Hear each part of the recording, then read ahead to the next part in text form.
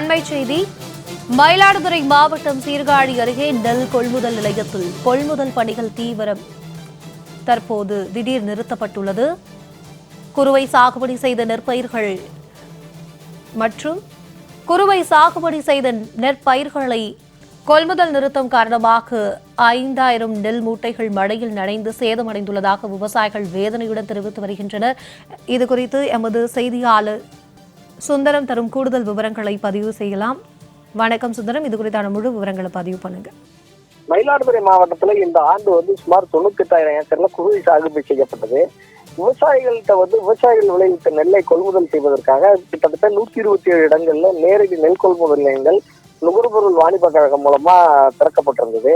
இந்த நுகர்பொருள் வாணிப கழகம் மூலம் நெல் கொள்முதல் செய்யப்பட்டு வந்த நிலையில் ஒவ்வொரு நெல் கொள்முதல் நிலையத்திலும் 5000 முதல் 10,000 மூட்டைகள் நெல் தேங்கி இருந்தது.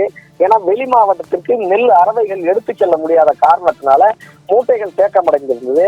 அது மட்டும் இல்லாமல் விவசாயிகள் என்ற போர்வையில வியாபாரிகளும் வெளி மாவட்ட வியாபாரிகள் நெல்லை கொள்முதல் நிலையங்களுக்கு கொண்டு வந்ததா விவசாயிகள் தொடர்ந்து புகார் தெரிவித்திருந்தாங்க. இதனைத் தொடர்ந்து கடந்த சில 2-3 தினங்களாக நெல் கொள்முதல் நிலையங்கள் அனைத்தும் முன்னறிவிப்பின்றி திடீரென்று மூடப்பட்டுள்ளது. இதன் காரணமா விவசாயிகள் கடைசி நேர அறுவடை செய்து கொண்டு வரப்பட்ட விவசாயிகளோட மூட்டைகள் ஒவ்வொரு நெல் கொள்முதல் நிலையத்திலும் குவிக்கப்பட்டுள்ளது.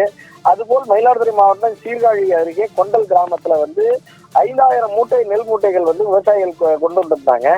நேற்றும் இன்றும் தொடர்ந்து மழை பெய்து வரும் நிலையில் விவசாயிகள் கொள்முதல் செய்வதற்காக அடுக்கி வைக்கப்பட்டிருந்த மூட்டைகள் அனைத்தும் நனைந்து சேதமடைந்துள்ளது. இந்த மூட்டைகள் அனைத்தும் திறந்த வெளியில அடுக்கி வைக்கப்பட்டிருந்தது.